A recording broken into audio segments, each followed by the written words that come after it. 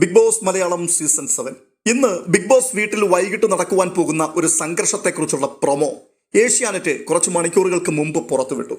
ആ പ്രൊമോയിൽ കാണുവാൻ സാധിക്കുന്നത് അനുമോൾക്കെതിരെ സംഘടിതമായിട്ടുള്ള ആക്രമണം അഴിച്ചുവിടുന്നതാണ്.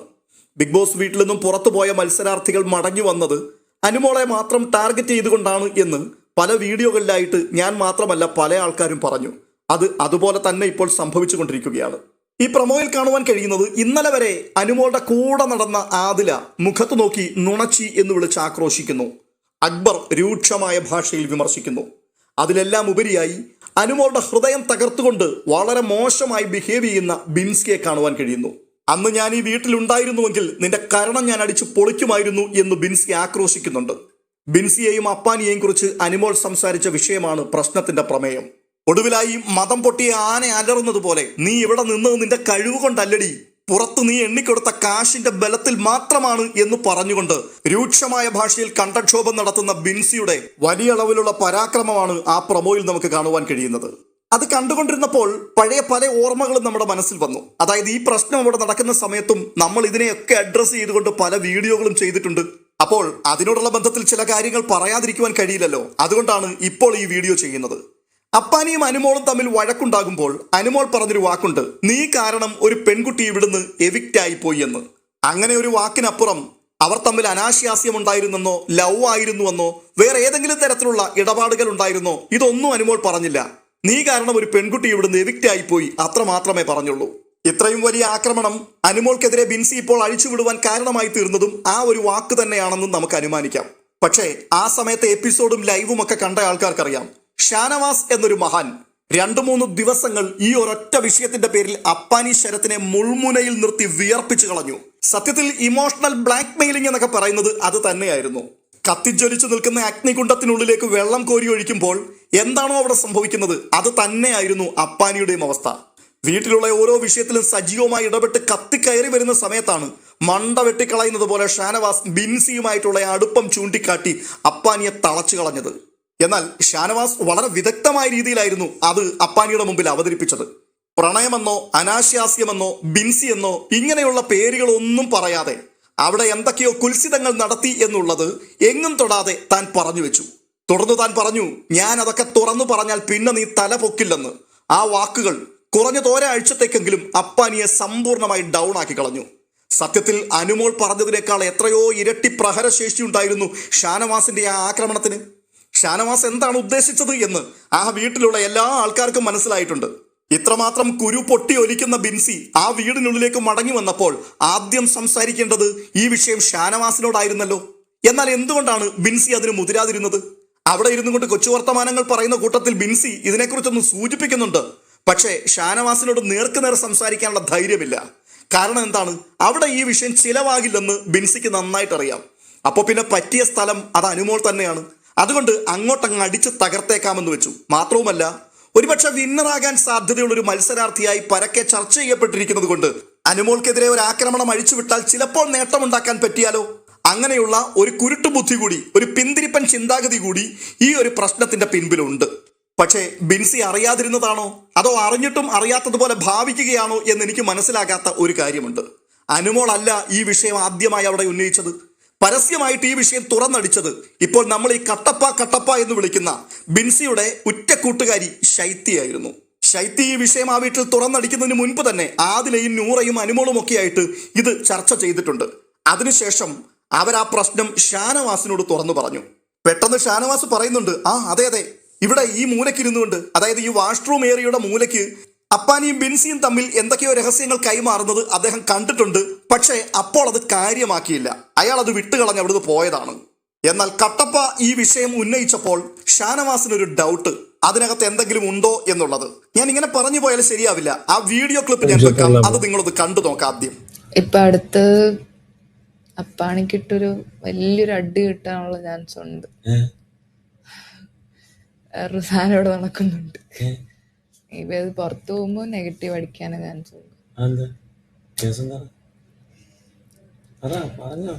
ബിൻസിയായിട്ട് ബിൻസിനെ ഇപ്പം ഒരു കോംബോ കളി കളിക്കുന്നുണ്ട് ഇപ്പൊ ബിൻസിയായിട്ട്. ശ്രദ്ധിച്ചതിനൊക്കെ ശ്രദ്ധിച്ചാ മതി. സംസാരിക്കുന്നുണ്ട്. ശ്രദ്ധിച്ചാ മതി, ശ്രദ്ധിച്ചാ മതി. ഇനി ശ്രദ്ധിച്ചോ. അപ്പൊ മനസ്സിലാവും. എനിക്ക് മനസ്സിലായില്ല അവരെന്ത് സംസാരിക്കുന്നുണ്ടോ. ഇനി ഇക്ക ശ്രദ്ധിക്കണം. ഓക്കെ ഓക്കെ അല്ലേ അവിടെ ഇല്ലില്ല, അവിടെ ഒന്നും ഇല്ല. CCTV ഇടക്കിടക്ക്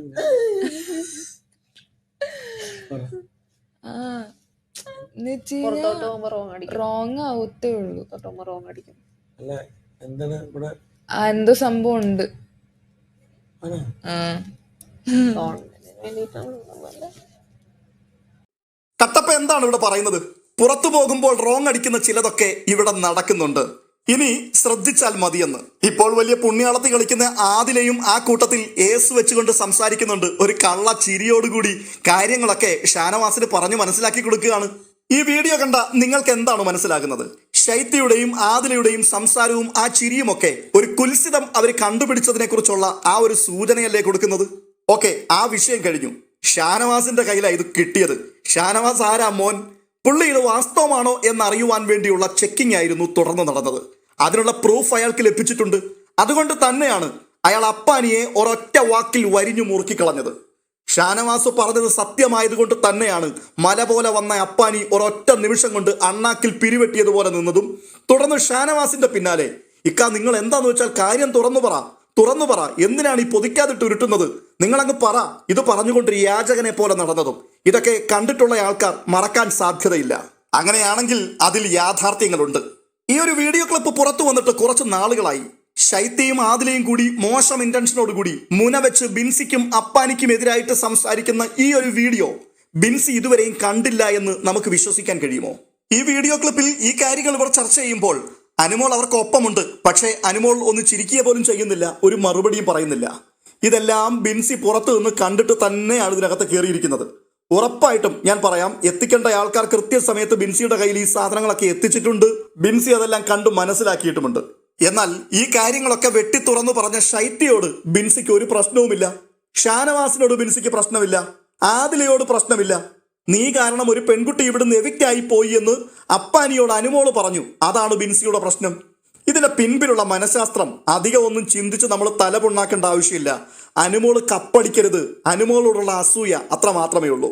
ശൈത്യയോടും ആദിലയോടും ഷാനവാസിനോടും ഒക്കെ ബിൻസിക്കുള്ളിൽ ശത്രുതയുണ്ട്. അപ്പോഴും പ്രധാന ശത്രു അനുമോളാണ്. അതുകൊണ്ട് തന്നെ ശൈത്യയെ ചേർത്ത് പിടിക്കുവാൻ ബിൻസിക്ക് ഒരു മടിയുമില്ല. ആദിലയുടെ തോളിൽ കൈയിടുവാനും ബിൻസിക്ക് ഒരു ബുദ്ധിമുട്ടുമില്ല. ഷാനവാസിനെ കണ്ടില്ല എന്ന് നടിച്ച് വിട്ടുകളയുന്നതിനും പ്രശ്നമില്ല. ഇവിടുത്തെ ഇപ്പോഴത്തെ പ്രഖ്യാപിത ശത്രു അനുമോളാണല്ലോ. ശത്രുവിന്റെ ശത്രു മിത്രം എന്നാണ്. അങ്ങനെയാണെന്നുണ്ടെങ്കിൽ പച്ച തെളിച്ച് കാര്യം പറഞ്ഞ ആരും ഒരു പ്രശ്നവുമല്ല. ഇവിടെയാണ് ഓരോരുത്തരുടെയും സത്യസന്ധതയും ആത്മാർത്ഥതയും ഒക്കെ നല്ല രീതിയിൽ വെളിപ്പെട്ടു വരുന്നത്. ഇവിടുത്തെ വലിയൊരു രസം, ഈ ആക്രമണം നടക്കുമ്പോൾ അന്ന് അപ്പാനിക്കും ബിൻസിക്കും ഒക്കെ എതിരായിട്ട് കുൽസിതം ആരോപിച്ച ആദില ഇപ്പോൾ അനുമോൾക്കെതിരെയാണ് സംസാരിക്കുന്നത്. ഇവരിതൊന്നും കേട്ടിട്ടില്ല, അറിഞ്ഞിട്ടുമില്ല. ഇതെല്ലാം അനുമോൾ മെനഞ്ഞെടുത്ത കഥകൾ മാത്രമാണ്. ഇതിനെയാണ് മലക്കം മറിച്ചിൽ എന്ന് പറയുന്നത്. അനുമോൾ മെനഞ്ഞെടുത്തൊരു കഥയാണെങ്കിൽ എന്തുകൊണ്ട് ഷാനവാസ് ഒരു തെളിവുമില്ലാതെ അപ്പാനിക്കെതിരെ രൂക്ഷമായ ഭാഷയിൽ പ്രതികരിച്ചു? ഇപ്പോൾ അപ്പാനി ആ വീട്ടിലേക്ക് മടങ്ങി വന്ന് കയറിയിട്ടും ഷാനവാസുമായിട്ട് വലിയ ചെങ്ങാത്തമൊന്നുമില്ല. ഷാനവാസൊക്കെ ആരാണ് മോൻ? സത്യത്തിനും നീതിക്കും വേണ്ടി നിൽക്കുന്ന ആളല്ലേ. എവിടെ തെറ്റ് കണ്ടാലും ആ തെറ്റിനെ നഖശിഖാന്തം എതിർക്കുന്ന നീതിമാനായ വ്യക്തി.